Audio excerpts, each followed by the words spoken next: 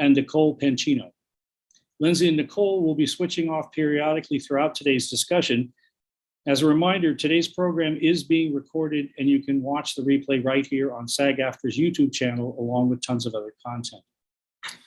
Today we present the PTEOE President's Task Force on Education, Outreach, and Engagement live stream, What's New in the Network Television Code, Wages. First, congratulations to all of you. Thanks to our active and engaged membership, we just ratified the 2022 Network Television Code. This contract covers morning news shows, talk shows, soap operas, sports, variety, reality, and game shows, and promotional announcements. The new contract includes a number of wage increases and new compensation. That's more money in our pockets, which is always great news.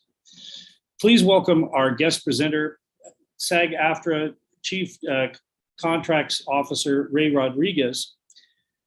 Since taking on his role, he has served as either lead negotiator or second chair at all major contract negotiations covering theatrical motion pictures, television, commercials, corporate, and educational videos, and video games. He is also a trustee and former chair of the the Screen Actors Guild Producers Industry Advancement and Cooperative Fund, and a trustee of the Screen Actors Guild Producers Pension and Health Plans. Rodriguez previously served as Deputy General Counsel for Legacy Screen Actors Guild in its New York office, where he managed the union's legal function for New York and the Eastern States. Ray, thank you so much for being here. We know you're busy, so please take it away. Thank you, Kevin. I appreciate the introduction and the opportunity to be here talking about our network code. As you know better than just about anyone, this was a long, hard road to get to this deal. An unusually difficult negotiation for this contract that expired last year. And we wrapped up the negotiation in May, and it's just recently ratified as of Friday. So great to be here talking about that achievement. Bernadine, if you wouldn't mind putting the slideshow up, we'll go ahead and get started, covering a few selected topics pertinent to wages here in this presentation. So that's hence the title. Let's go ahead and go to the first slide. Okay, so wages and benefits. The general wage increase in this contract is 3% a year. That is retroactive to July 1st, 2021, and it is applicable to most of the rates in the network code.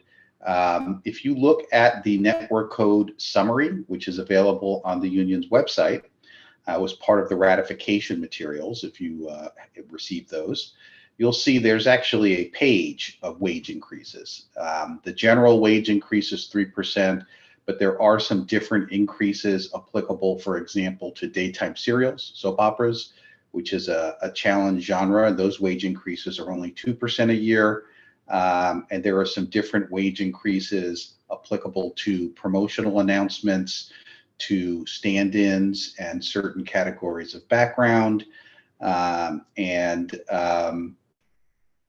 Yeah, that's basically it. Otherwise, it's a 3% wage increase per year, but just wanted to let you know for some specific categories, there's a different applicable wage increase that you can look up in the summary or ask about. As far as the benefit fund contribution, there is a 1% benefit fund contribution rate increase that is effective as of January 1st of this year. And that's going to be split 60% to the SAG-AFTRA health plan and 40% to the after retirement fund. I do want to note that we have been carefully analyzing how much additional revenue we need to generate for the health plan in each negotiation in order to avoid triggering the need for benefit changes. And we did that analysis with respect to the network code. And according to that analysis, our increase to the health plan will be enough to meet the target in terms of the network code's proportionate contribution to the increased health plan revenue that we need to generate so that we don't trigger a wage increase. So that was a success there And I will also note, even though it's not on the slide, that in order to achieve that, we redirected the contribution to the IACF, the Industry Advancement Cooperative Fund, which has a 0.3% contribution. We redirected 0.1% of that for the next 2 years to the health plan to make sure that this agreement is doing its job in terms of generating the needed additional revenue to avoid triggering any benefit changes. Let's go to the next slide, please. Wage increases for singers. There is a special increase here for singers that double as dancers. There was already a provision in the network code applicable to dancers that sing. So dancers receive doubling pay when they are required to sing, and now singers as well receive doubling pay when they are required to dance. The standard here is complex choreography is what triggers the additional 50% of the applicable dancer program fee when you're required to learn that. And it's really defined according to how much rehearsal is necessary to learn the choreography. If you can learn it in a standard technical rehearsal, then it doesn't count as complex and it won't trigger the extra pay. But if there is significant rehearsal on or off stage required to learn the choreography, then that is deemed complex, and the singer will receive that 50% of the applicable dancer program fee for their doubling. Next slide, please. Dancers also received special increases in this negotiation, and the community really came to this negotiation with some very serious concerns about how they're treated under this contract. And one of those concerns really related to excess overtime, too much overtime being requested of dancers. And of course, it's a very physical performance, and therefore excessive overtime is particularly problematic for someone who's engaged in that type of work. So in order to both compensate for that and to deter unnecessary or unreasonable overtime, we negotiated some very significant increases. The extra rehearsal rate, which is what applies once the included hours are exhausted that are paid for by the program fee, that rehearsal rate has gone from $30 an hour to $40 an hour for dancers. Once the overtime rates kick in, the primetime variety right now, the overtime rate is $45, and that will go to $55. And for award show rehearsal days, that's right now $48, and that will also go to $55. And there's a new overtime rate that was negotiated for any hours in excess of 12 in a day. There is a $70 an hour overtime rate. Again, the real hope there is that it will deter excessive overtime hours by making it expensive. And if those hours do have to happen, that people are compensated appropriately for that. Next slide, please. An updated pay schedule. This is really applicable to dancers' rehearsal. If dancers are rehearsing for an award show or a primetime entertainment special, there's a new rule about when their pay is due. Typically under the network code, the due date for your pay is triggered by show day.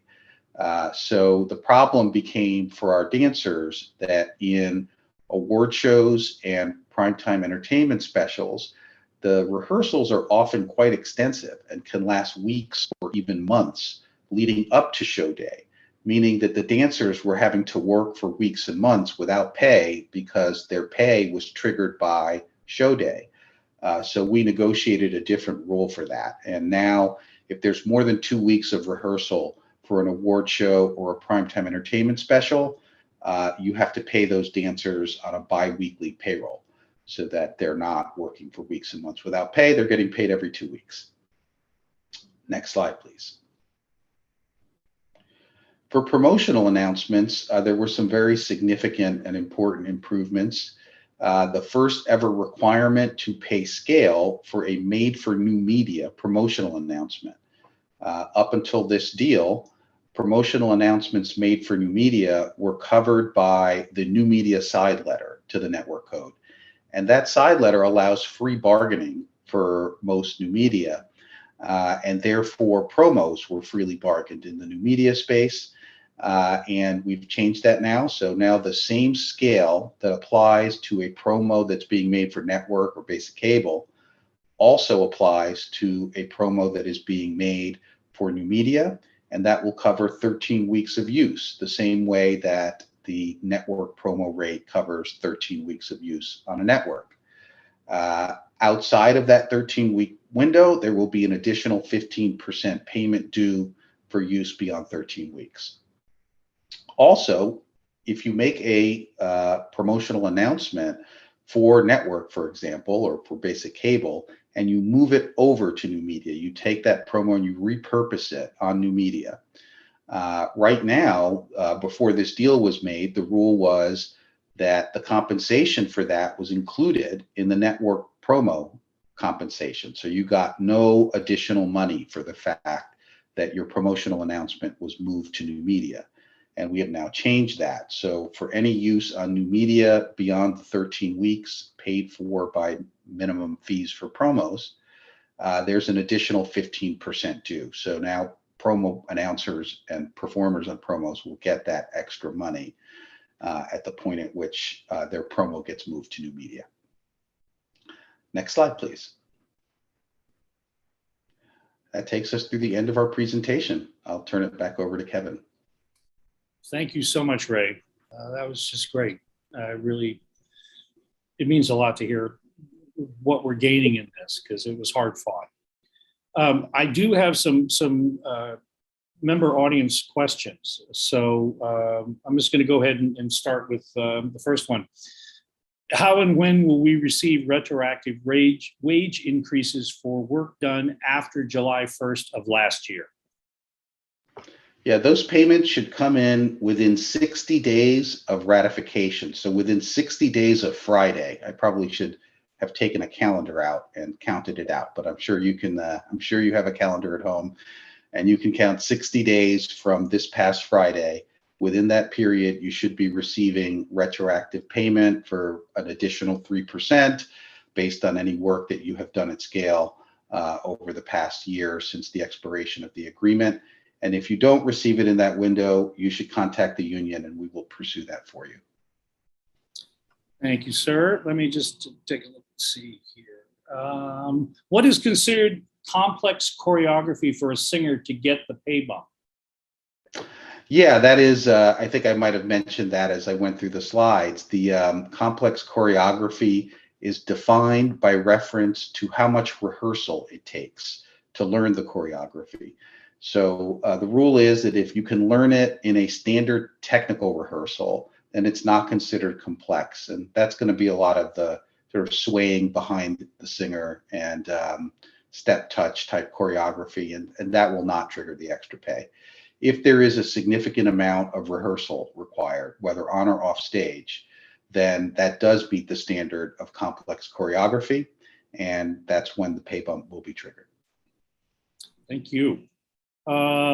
Next questions come up. Does the new biweekly pay schedule for award shows include a set day of the week that we are required to receive payment?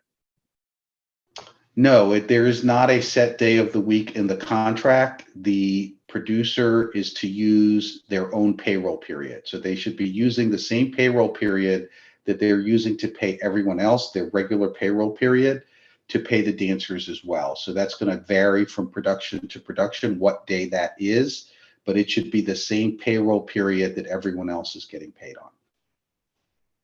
Thank you. And how is the use of promo announcements in new media tracked? So it is really looked at by, we have a voiceover department at the union. They are able to see, based on the information that they have, whether the promo was moved over or not. And if you think it has been moved over, then you really ought to, and you're not receiving pay for it, you should contact the voiceover department at SAG-AFTRA, and they can find that out for you. They can tell you if, in fact, it has been moved over to new media and how long it's been there, because within the first 13 weeks, that does not trigger extra pay. So they're going to have to tell you not just that it moved over to new media, but that it has remained there more than 13 weeks past the original air date on network. and our department can tell you that. Ray, thank you very much. Also, can you just touch a little bit on the stand-in increases? Sure. The stand-in increases went into effect retroactively. The rate was $29 an hour. It went retroactively up to $30 an hour effective July 1st, 2021. So stand-ins working at scale should be getting, who worked at scale within the past year, you should be getting a check. And then it goes to $31 effective July 1st. So it's already at $31 now of this year. So right now the rate is at $31. You know, the other significant thing, Kevin, to mention about the stand-ins is really the increases to the minimum calls. Right. You know, stand-ins don't necessarily work a full day, and that has been a point of frustration for our stand-in members. They really want to have an 8-hour day. We sought to achieve that. That was the proposal. But as we went through negotiations, we agreed to certain minimum call increases. So that if you look in the summary, there is a provision in the summary that describes how those minimum calls improved. And that's almost more significant than the wage increase itself, is the guaranteed minimum call that you're now going to get that has gone up by 1 or 2 hours, depending on which category of program. Great, thank you. Thank you very much. I really appreciate you going over this with us and for walking us through the new wage provisions in the network television code. And for answering our member questions. Very, very important. As a reminder to everyone watching, this presentation is available as a replay on your YouTube channel, and you can watch them at any time. I just want to say, on behalf of the whole team here at SAG-AFTRA, we would like to thank you for watching and thank you for your participation in the union process. Thank you. Special thanks to regular viewers who have been tuning in each week for our PTEOE, President's Task Force on Education, Outreach, and Engagement live streams. If you have ideas for topics you would like to see us cover, please email us at pteoe@sagaftra.org. And before we go, if you haven't already, please subscribe to SAG-AFTRA's YouTube channel to get updates on all of our content we are posting.